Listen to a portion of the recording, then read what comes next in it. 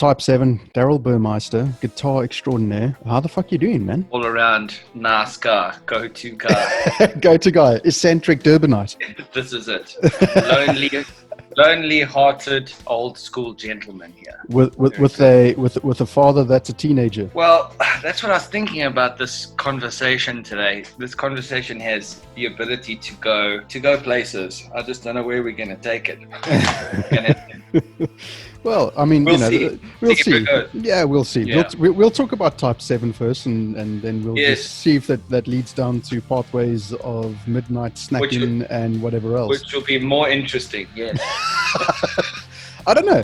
Okay, so I have a confession, right? Okay, I didn't know anything about Type 7 until we started talking through a mutual band that we like, Lithium. And keyboards in music for me were ingrained into my mind as a no-no all the way back to when I grew up in the 70s, listening to Uriah Heep, and I heard that's Living Easy or Easy Living. And I was like, keyboards in rock? What the hell is that all about? And then the whole genre sort of changed, didn't it? The 80s had keyboards and there were rock bands with overproduced bollocks.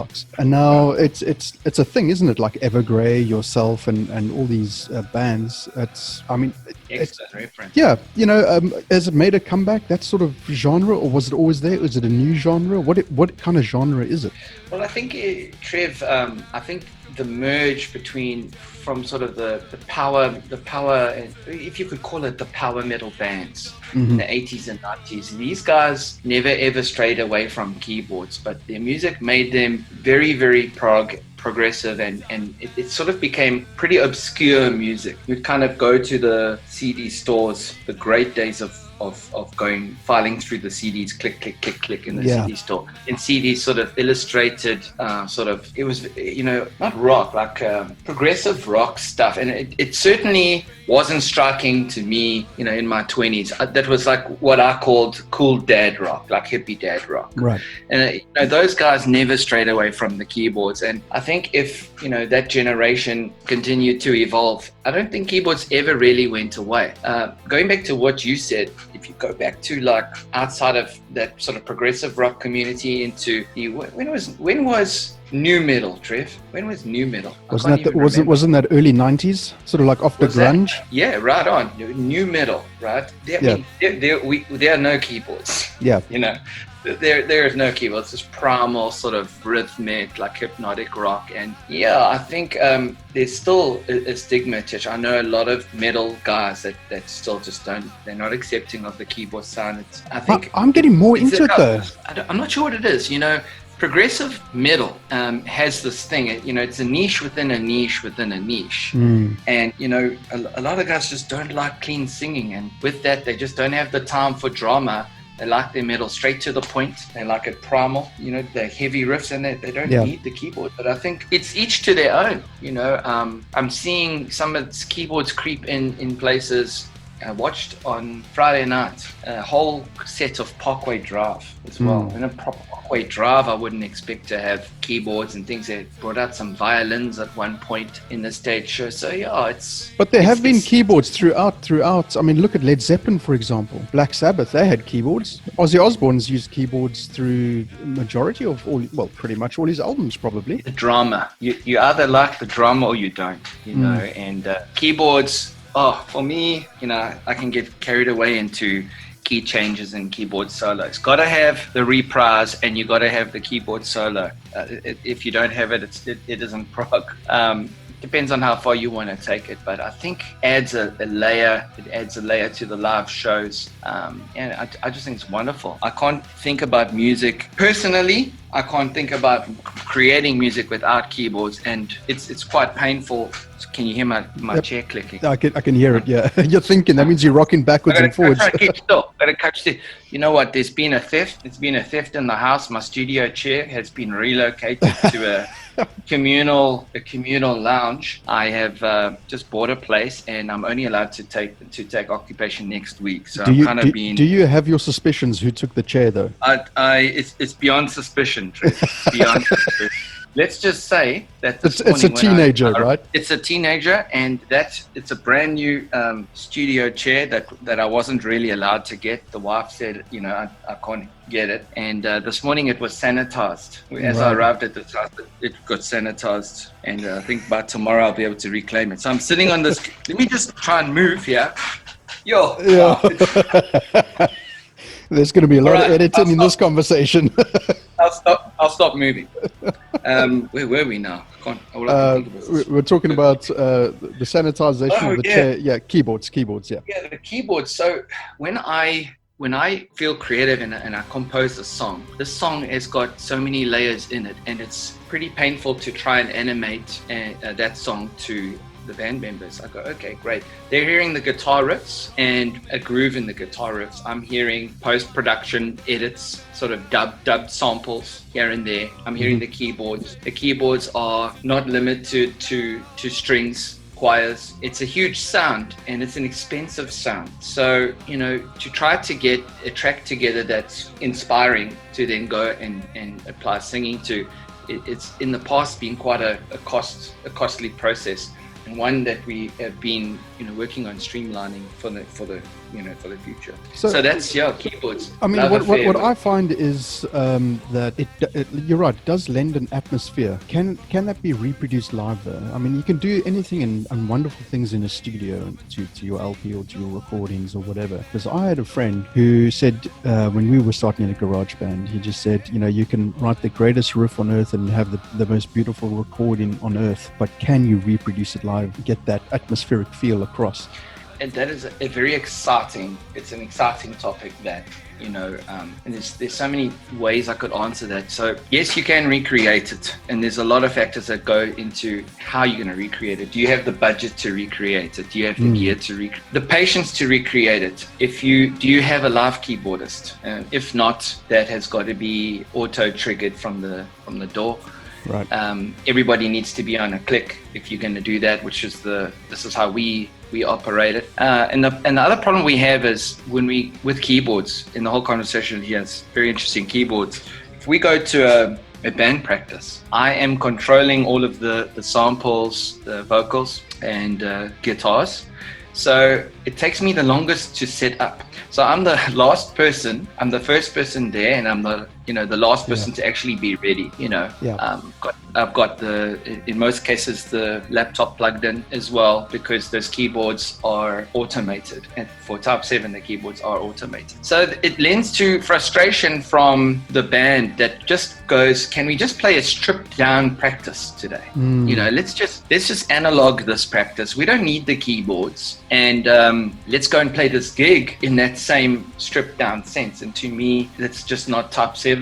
If we don't sound like what we at least do in our recordings, then and it's kind of the debate that goes on.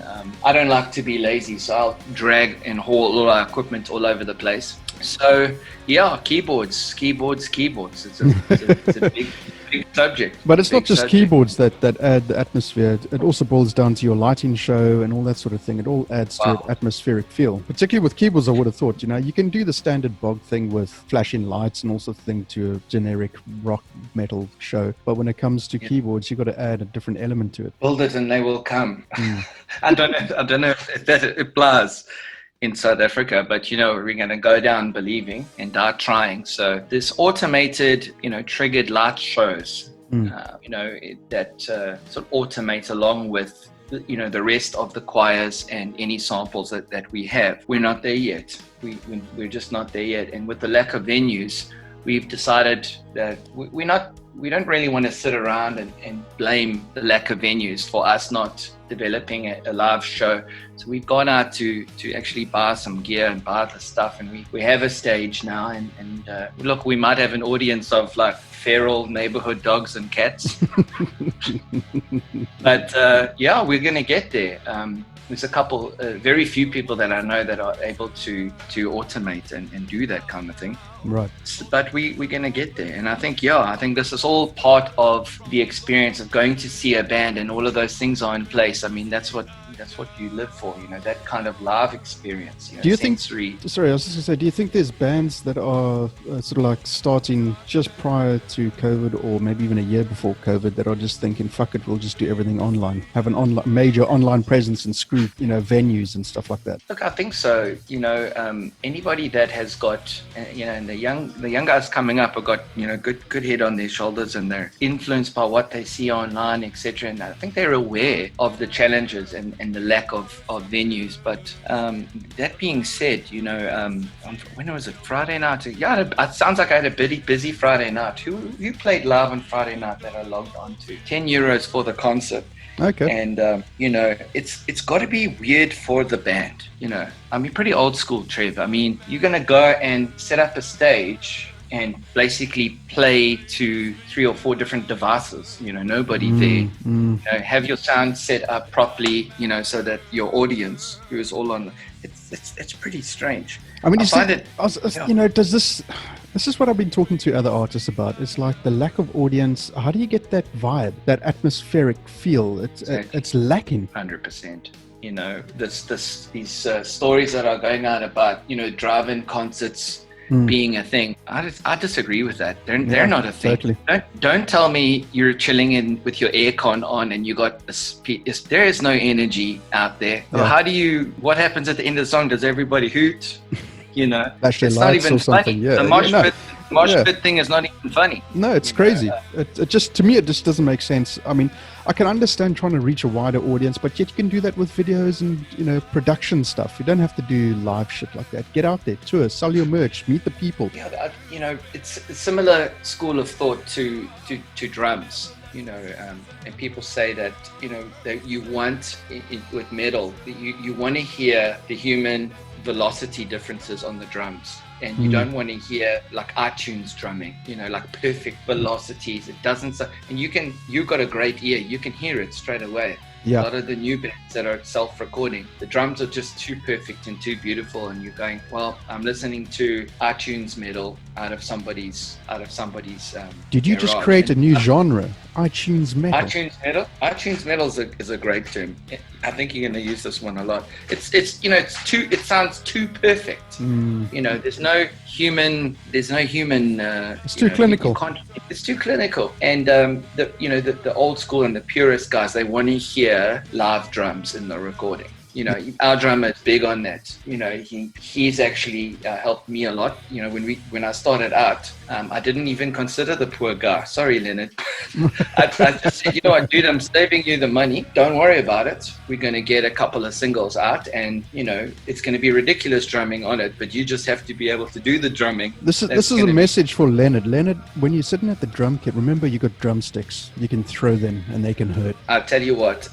He really, really has something. It's been a learning curve for me, because Leonard would come and say, you know what, he's playing the drums. The drum sound would be somewhat embellished by the time it gets onto the album, but they're recorded live. He plays them live. He's big on that. So we've had we've had at times where Leonard has gone and been in the studio for 4 days just doing the drumming on his own, and we've got a better system in place now. But it's the real deal. You play the drums. You at the concert, you have people at the concert, and I don't want to hear this new normal and things like social distancing. Right now, I think we're also frustrated. I just don't want to hear terms like that, the new normal, etc. You know what? It's coming back. The events industry is gigantic. Yes, we can have precautions and certain preventative measures, and we can put these things in place, but the event industry is coming back. Ask Motley Crue and Def Leppard. Well, I mean, you've got a vested interest, haven't you, with 77 Sports? So how did that come about? Well,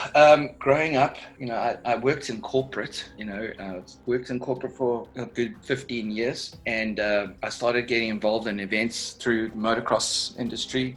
Right. Freestyle motocross. I thought I was going to be the country's greatest freestyle motocross star. I did pretty well, and we did a couple of shows, and those shows led to us doing at various events, being at the various events in the country. It wasn't long before I started emceeing and selling those same freestyle motocross shows, and then I branched out from there. If it wasn't for my business, I'd be a struggling musician. Okay. Wouldn't Yeah.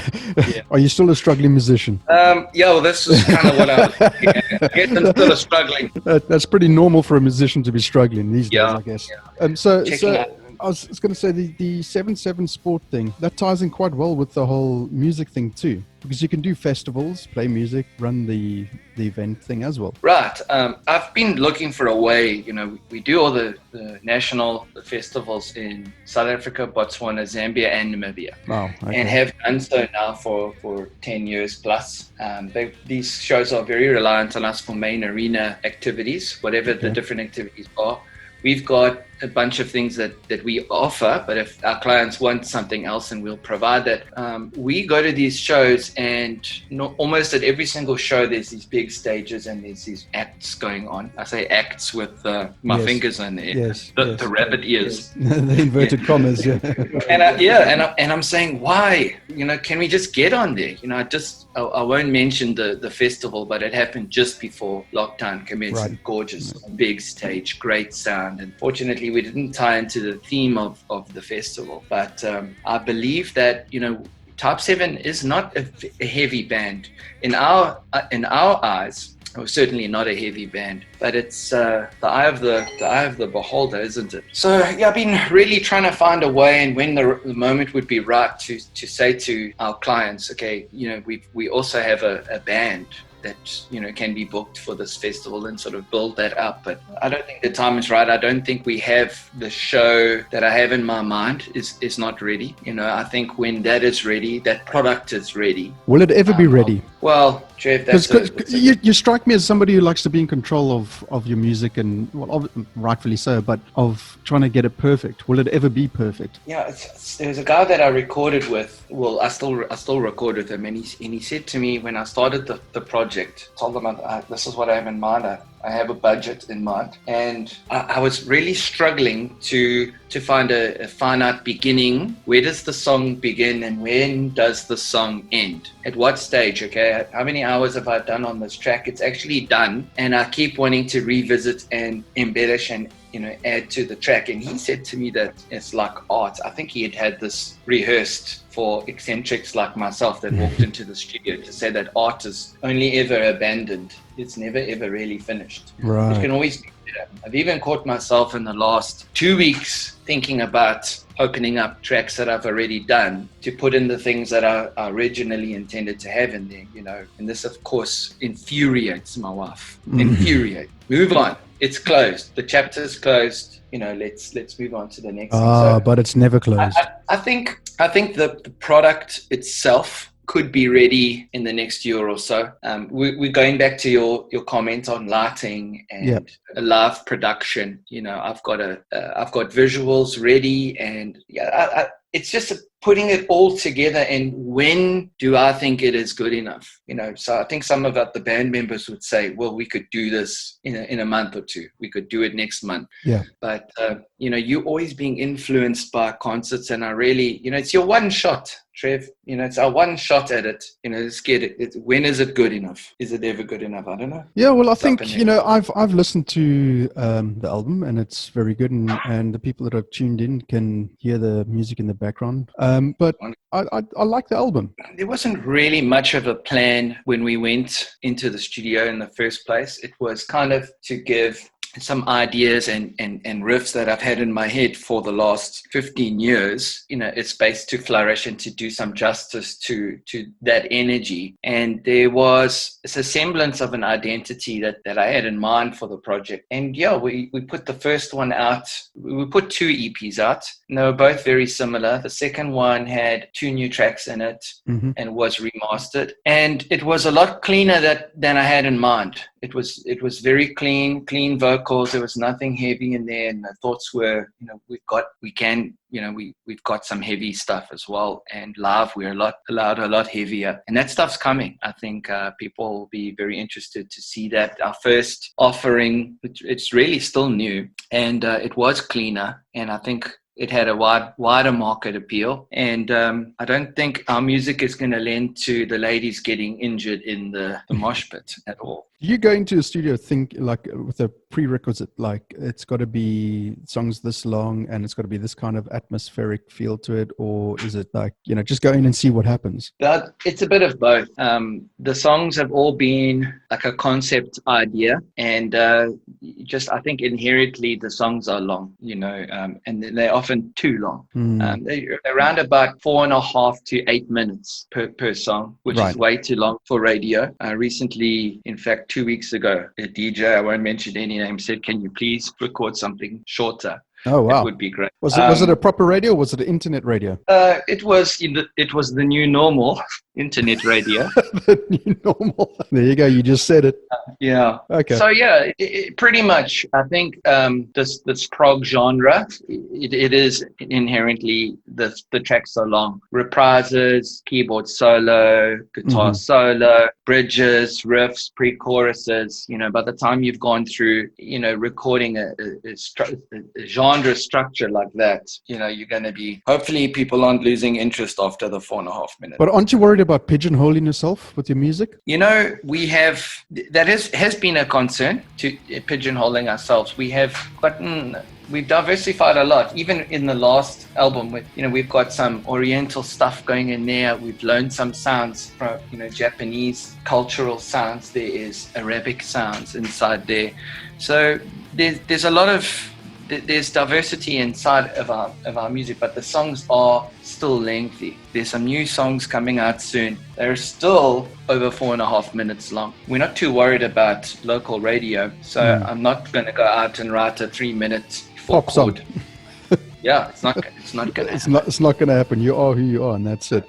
Has it always been Type 7, or was there something else prior to that? Type 7 came out of another band called the Sixth Extension. That band got together in, I can't remember, 2015 or 2016. And there were bands preceding all of them, going right back to 1999. Wow. Okay. I think we started doing gigs in just after varsity. And yeah, it's sort of one very long journey with a couple of different names thrown in along the way. But yeah, Type 7 was always, from 2016, it was a brainchild of mine and our drummer, Leonard Ross's. And he was in the Sixth Extension as well. I'm very fortunate to work with Leonard. And we've picked up 2 great musicians in the last 2 years with Martin Gardner and Tristan Gwynn. So yeah, it's the first time I've had really, really decent musicians to work with going forward. Really, really, career orientated,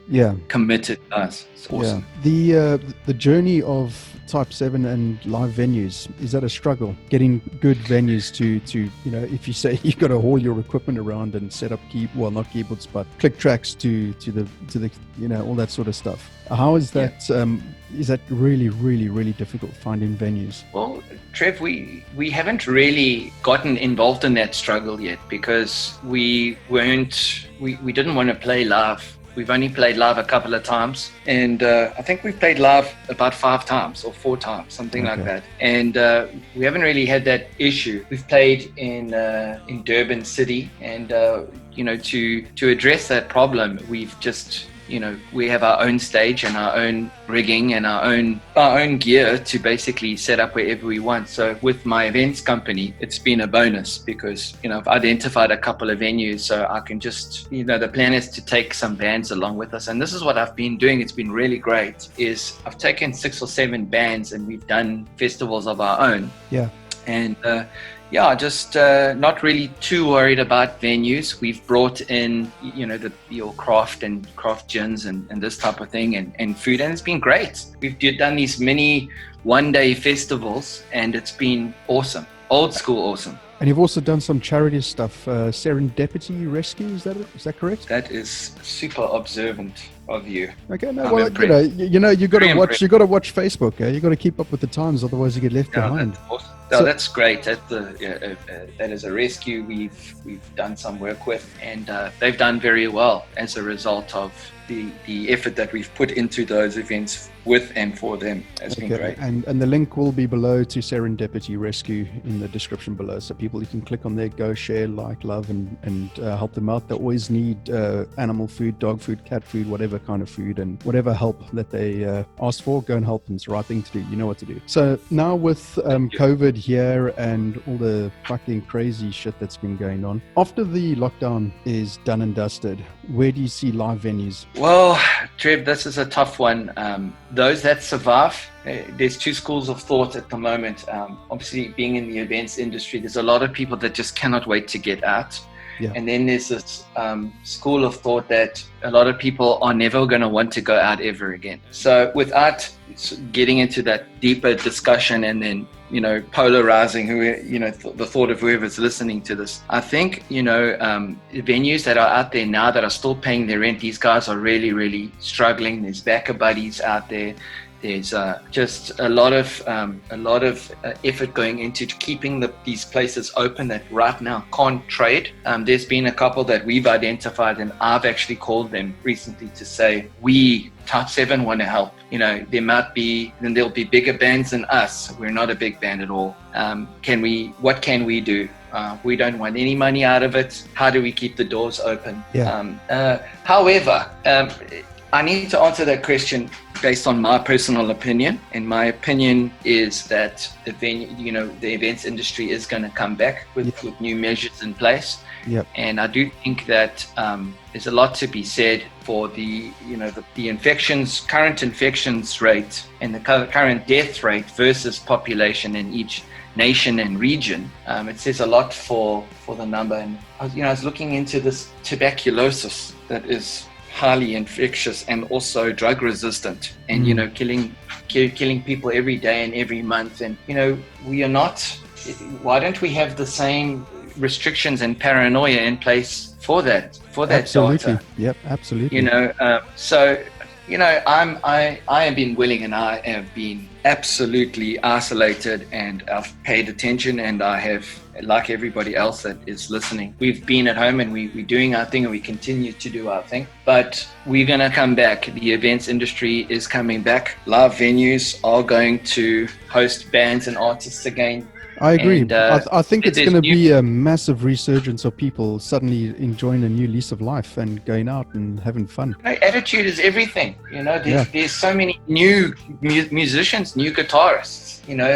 I know a ton of new players. They're getting going in the world. They're going to be looking for a place to play. I think there is a threshold, sort of an age threshold. Yesterday I had a crazy conversation with a lady in the shopping center. She was a teller in the shopping center. I'd actually gone to thank the manager for the service I'd received from one of their staff members. And whilst I was waiting for the manager to come, this lady was telling me about how, there's 10,000 cases in the country. And she didn't even take into account how many people live in this country and how many people live in our city. Yeah. And what the proportion, what the actual percentage, how low it actually is. Yeah. It didn't occur to her. 10 was 10 people too many. 10 was enough for this person to stay at home for the rest of their life. And I thought to myself, Darryl, just walk away. Just walk away.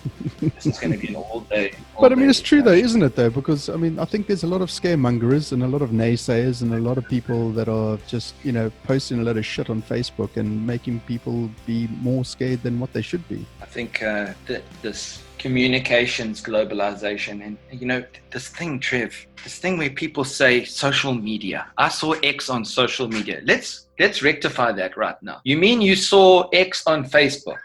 Social media means what? There are a lot of apps I'm not on. TikTok, Instagram, Twitter, social media. It's like a blanket term. Yeah. I think Facebook has been a cesspool of incorrect, unbalanced, unrehearsed data sharing. And I think it's a generational thing. It's an older generation that are on Facebook as well. It has been terrible the way that it is. It's affected my wife even. She is completely immersed. My dear beloved wife, if you are listening to this, I love you so much.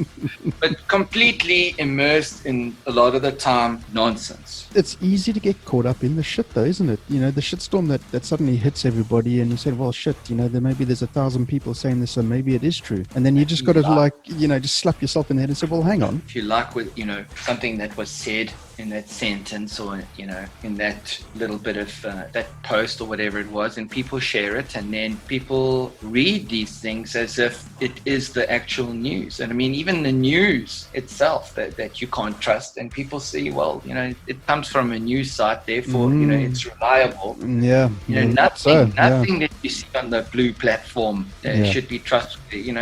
I try to say, and believe the scientists and believe the doctors, right? Don't believe any other data you see from any other forum. Everything else has got restrictions on. Believe the doctors. Formulate your own opinion. It's 2020. You can have your own opinion. Yeah, don't be a sheep. And follow the law. Put your mask on. Wash your hands. Stay at home. Yeah. Right? Nobody else needs you to now preach on what you think is going to happen in the future, or what you think the latest conspiracy theory one Karen is good enough. We don't need 10 million Karens. Fuck. The Karen with the peacock hairstyle. Yeah.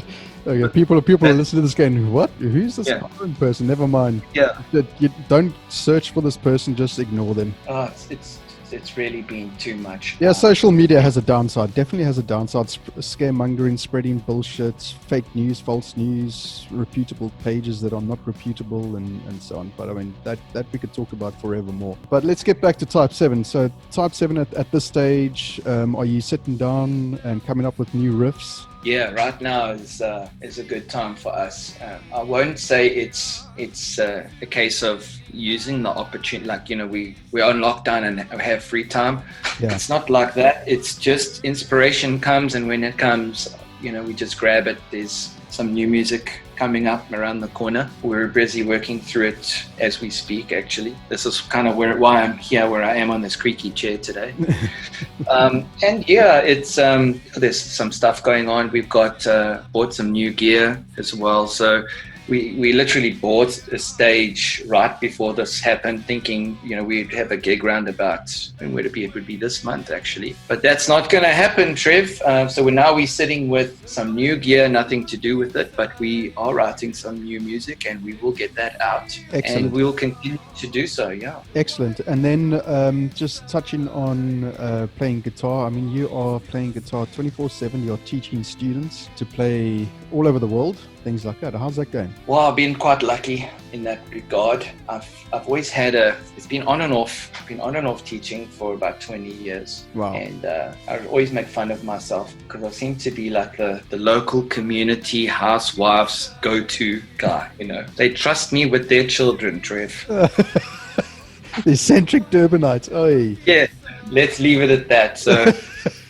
And I say to these people, this is really great because guitar's not for everybody. So I'm always willing to give the student, if it's a teenager or a child, a month, and then that 3 months, and then 6 months, because they don't always make it. Yeah. And I ask for these, where did you hear about me? Oh no, their school swimming teacher referred me, or their neighborhood security WhatsApp group, somebody referred me on there. Fantastic. Or the nail technician. And I'm saying, well, I really don't understand all of that. Have I really not left, my local city enough that it's gotten to the point? But it's going well. It's quite cool. It's mostly word of mouth. And I think when you do a good job, I'm not the greatest guitar player, Trev, but I've really got I've developed a great. You see, now I'm gonna stop you right there, because I think you are a phenomenal guitarist, and I've seen the playthroughs that you do against some of the Nightwish stuff and all the other bands that you like and follow and play along with. I've heard you play Gojira at my own request, dude. I have this conversation with every musician, guitarist, bass guitarist, drummer, whatever. So I don't know how the hell you guys keep coming up with riffs, how you muscle memory your fingers to remember the millions of chords, and I don't know how you do it. Maximum nerdery and pretty much having no other skills in life. That's how I do. Maximum nerdery. Brilliant. I can't open my car's hood. I couldn't open it the other day to check if my battery was charged. I had to YouTube how to open the hood on my van, right? If anything breaks around the house, Mandy fixes it. Wow. Right. If anything needs a tool, if a tool needs to turn apart, don't ask me. I spent a lot of time when my friends were out at parties and when they left school. We're Durbanites, so we're all surfers over here. Yeah. And we had a choice. My dad said you can go to Hawaii with your friends. It was like get out of school, or you can go to music school. This is like what you can do. And of course, I stayed at home because I'm not a great surfer at all. In fact, I'm pretty terrible. Wait a minute. And I go to Hawaii or go to music school, and you chose music school. Yes. Are you fucking mad? School. Yeah. Well, there was a bunch of us that were in our school surfing club, but I secretly, and to this day, am very, very terrified of big surf. I'm not a great swimmer. Right. And I definitely don't want to drown. Not to mention the sharks and yes, carnivorous turtles and whatever else there is on water. I don't mind those things. But, big surf. And I have a circle of friends that all went to Hawaii and all competed, and went and did the big things. And I just wasn't cut out for that. I knew that would be a bad move for me. So I stayed at home and I did a bridging course in music in 1997. And it was really, really a great move. For me, it was certainly not rock or metal, but it was really, really a great. What ignited the whole playing guitar thing? Trev, I actually played piano from an early age. I was privileged to go to piano lessons. It was completely uncool, and I was an ugly little brat, still am. And I used to stuff sandwiches in my pockets and always get into trouble and then keyboard became quite cool. I played keyboard for a few years, and then that guy with the long blonde hair, smoked a lot of cigarettes, 27 Club, Kurt Cobain. Kurt Cobain was the guitar influence. I was 14. Right. And I played right through. I went to guitar lessons right through my teenage years, and got booted out there eventually, and went and studied music a bit there. So I've just been chipping away. I think after a certain age, I just still try to learn all the time from wherever and whatever I can. And there's still styles that I can't play, and that's the beauty of the guitar. It's still the most popular musical instrument. And it's the passion is still as high as ever. And what was your first guitar? I got an acoustic guitar, but of course I wanted an electric guitar. I wasn't allowed to get one. I had to prove myself, which I'm really grateful for. I had a Charvel Jackson acoustic guitar with this gorgeous surface, definitely out of my league. I got this thing with a cutaway, and it looked, closer to rock and roll because it was like uncool. I want an electric guitar. There's electric guitar there, but I couldn't even play a chord. So I sat at home.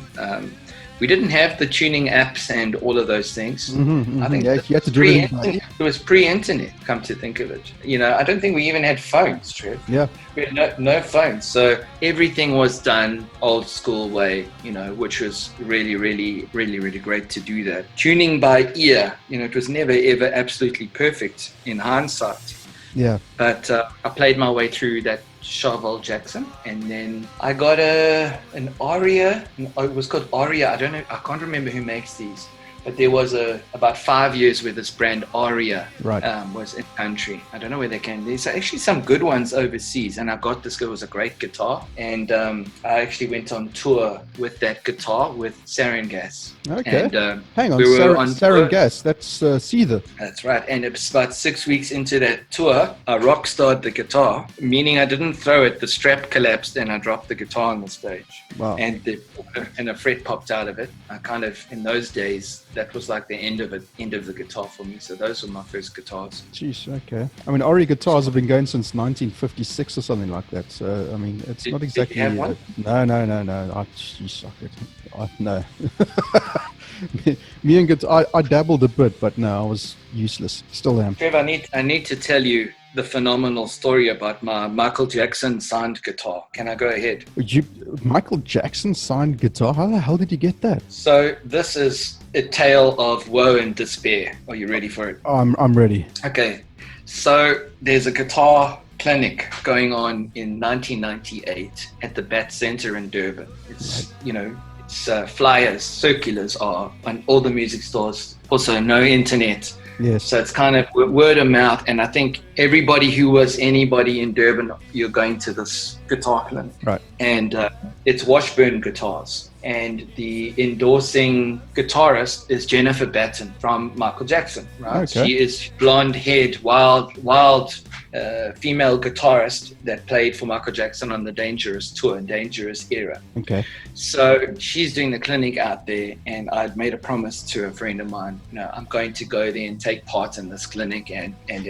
I'd forgotten about it, and it was just before Derek and Ruda came on one Sunday night, and my friend phoned and he said, you got to get out and go down there. I went down to anyways. Long story short, I win this guitar, right? Oh, wow. Okay. Literally, Jennifer Batten has had Michael Jackson sign this guitar and nice. presents it to me. I've never won anything, in my life. Not a raffle, no, I've never won anything.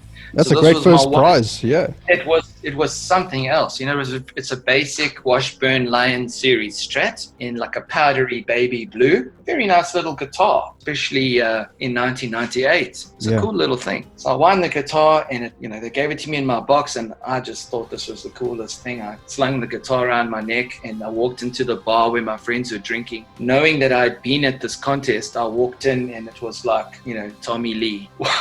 Walking into the bar, they just knew I'd won the guitar. What were the chances? Yeah. And drinks were on me for the rest of the night. Michael Jackson signed the guitar. I mean, this is the king of pop, damn it. Yes. The king of. Anyways, I put the guitar in my cupboard, never to be seen ever again. It's a collector's item. Yep. Fast forward 2 or 3 years, I had gotten into sports and riding bikes and dirt bikes and all the rest, and I really fancied this bicycle, Trev. God, no, and you didn't. I really need the money. So oh God, no, you didn't. Oh, you didn't. I advertised the guitar in the Natal newspapers, pre-internet. I keep saying pre-internet. Right? Yeah. The old school classified adverts, guitar for sale, signed by Michael Jackson, the king of pop. Nobody believes me. It's obviously a guitar that I've bought, signed it, and trying to sell as because I want 10 grand for the guitar. Yeah. So nobody believes me. I ran the advert 3 or 4 times. I don't even have money in those days for the advert. I don't get the guitar sold. And then I decided the one day, look, I need X amount for this bicycle. If somebody gives me X amount for the guitar, I'll just go do a straight swap. Young and stupid. I'll go and pawn the guitar. Right. Oh. So I get this, I think I pawned the guitar for 660 Rand or something. Oh, my word. That effect. I went and I bought the bicycle, thinking just one of the craziest things I've ever done. I get home, my dad says to me, what have you done? Where have you just been? I said, no. He says, where's the guitar? I said, I don't have it anymore. He says, did you? Anyway, he goes down there and he bought the guitar back. Right? Okay. He buys it back for 2,000 Rand. Okay. Yeah. The guitar's now back at the house. It now belongs to him. I'm not allowed to have the guitar again. Anyway, fast forward again, somebody in the family who wanted to start playing the guitar was gifted this guitar a couple years later. So the guitar gets gifted. Is Michael Jackson still alive at this point? At this point, I started to play the guitar. Michael Jackson is still alive. Okay. I started to play the guitar, and I've rubbed off a little bit of the actual signature. So I've actually now started to write the signature back, but it still looks pretty legit. And this guitar gets gifted to the guy. I'll wrap up the story, Trev, but it ended up at a pool party one night at the bottom of a swimming pool. And there it stayed for about 2 weeks underwater. Rock and roll lifestyle. They have the rich and famous. Bloody hell. It ended up in a cupboard, and it actually got some form of jungle rot. Eventually it just broke down. It was just a terrible, terrible story. I still tell that story once every 5 years. Can you imagine how much worth that guitar would be now? I think so. It was such a story, such an experience. It's by far not the stupidest thing I've ever done. What's your stupidest thing you've ever done? You really want me to answer that? Well, it's up to you. You can if you want. Okay.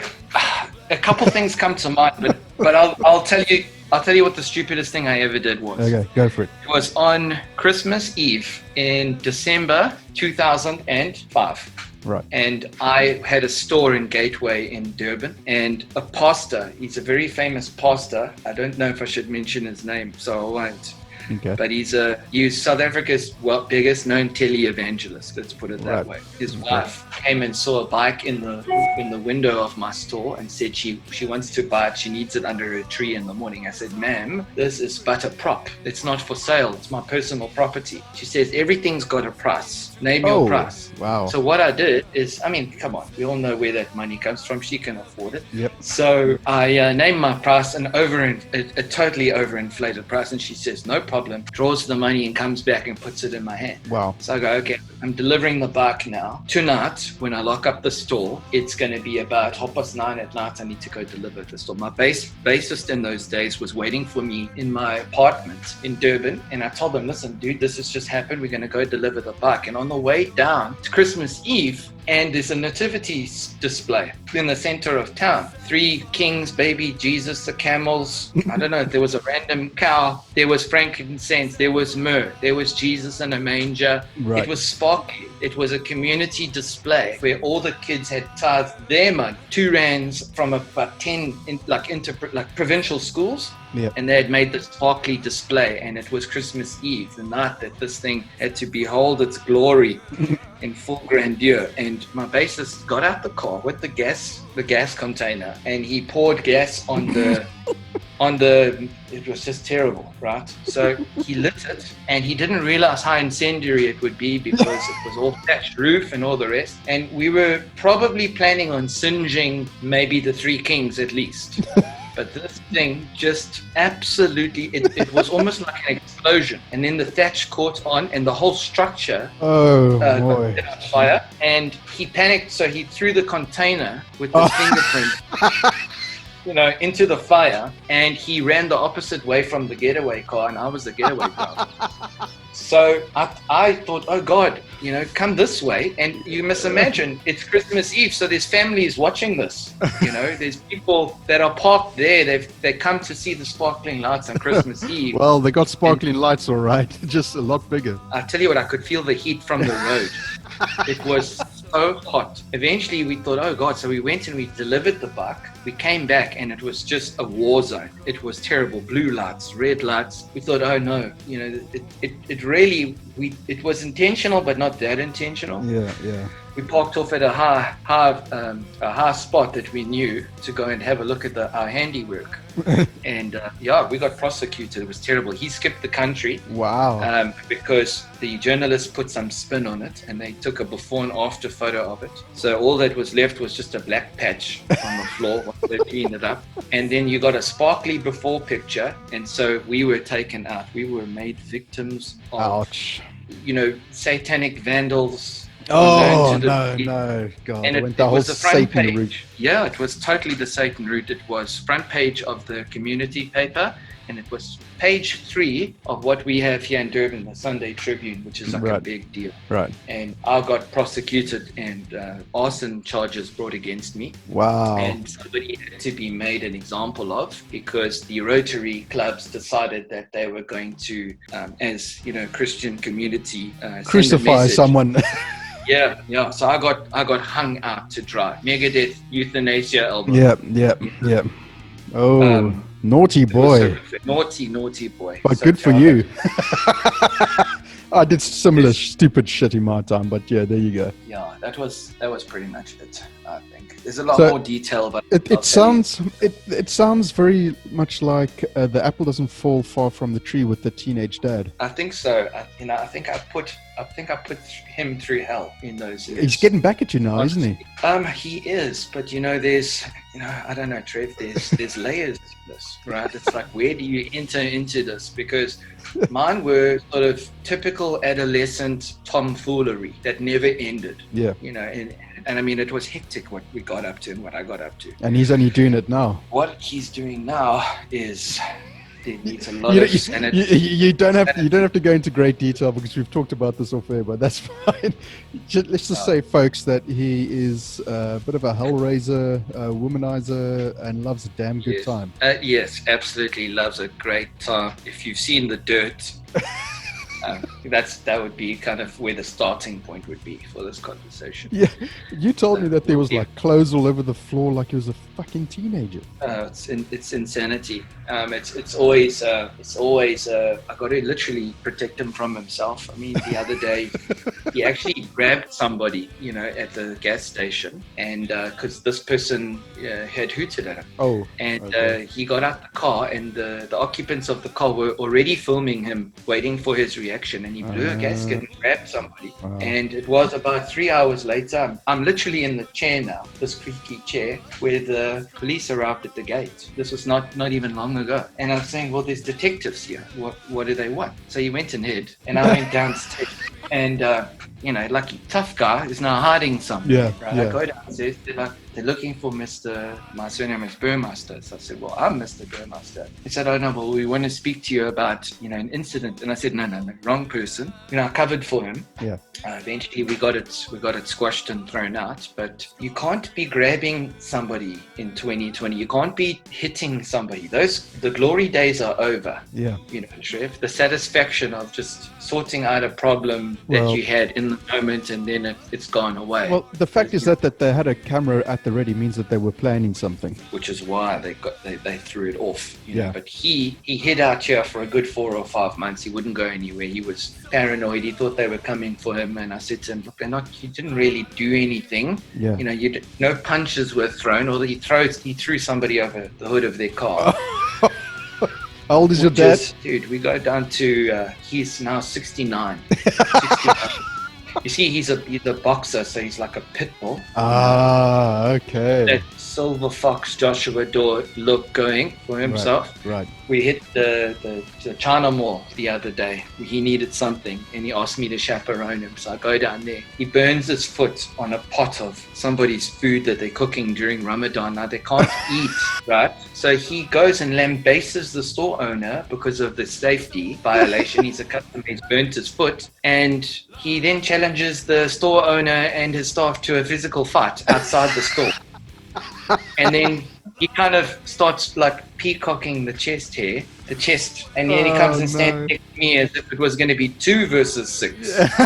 Meantime, you're like, not a chance. I'm thinking, just didn't come down to China Mall for any reasons of kung fu today. So I don't know what's going to happen after next week, because next week I'm not going to be around. Look, I'm not moving far from where I am, but I can't be picking up the pieces like this.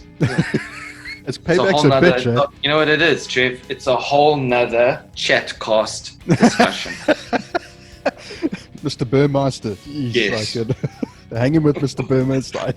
We should probably give him his own. We should give him his own slot. I was just going to say, it'll be quite an interesting conversation with him. Maybe the two of you should sit in on a chat thing. That'll be interesting. So funny. I don't think so. I don't think I want to be involved in that conversation. It's crazy because a couple of my friends, they see the funny side of it. So when they've been here and they've been part and they've seen and witnessed it. Yeah. For many years, 15 to 20 years, they know all about it. So it's normal conversation.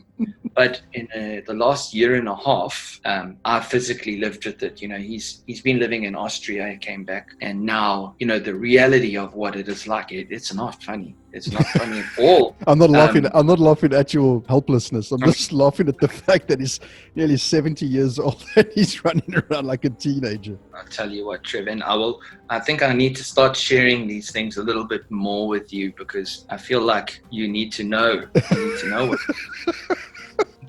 I just can't stop thinking about this silver fox trying to beat up 6 people outside the Chinese shop. I promise. And this is a really normal. Foot. Yeah, everybody needs to learn.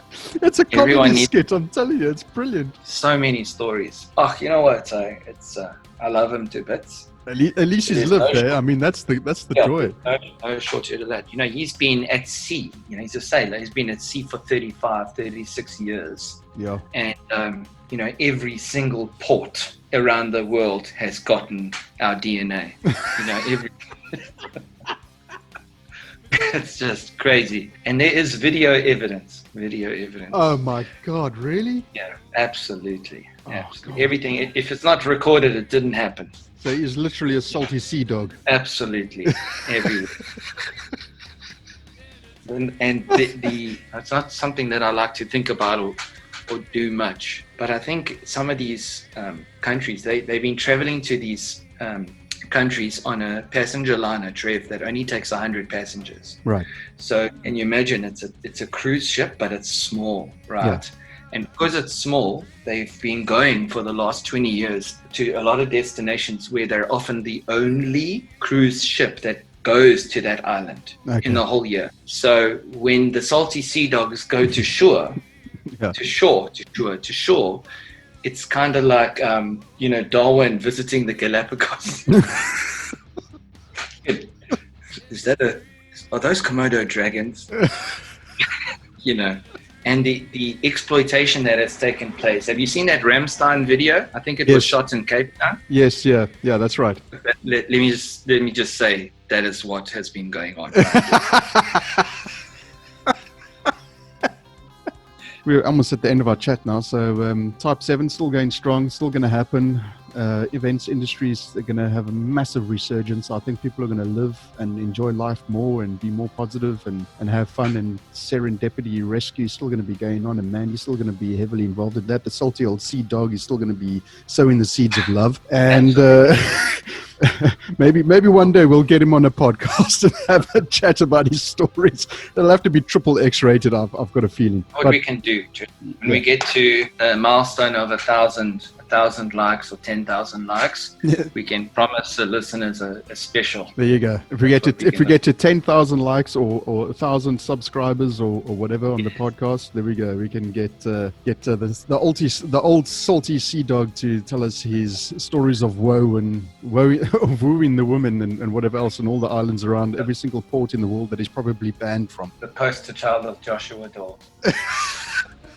Darryl Burmeister, guitarist extraordinaire, Type 7, and whatever future projects you have. Thank you very much for chatting. Trev, thank you. It's such a pleasure. Thank you so much. And keep up the awesome work that you're doing and helping with Mandy and Serendipity Rescue. And all the links and everything to the bands and to whatever else will be in the description below. Darryl, thank you so much for chatting, man. Trevor, thank you so much. Have an awesome one. Keep well. Cheers. Thank you, guys. Bye.